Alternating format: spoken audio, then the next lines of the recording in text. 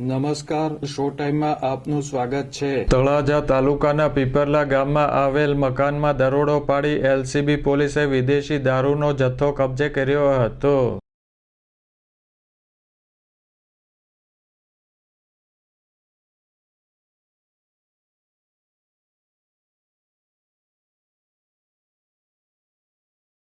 LCB પોલીસે પીપરલા ગામમાં આવેલ અવાવરૂ મકાનમાં દરોડો પાડી વિદેશી દારૂની 216 બોટલ કબજે કરી હતી।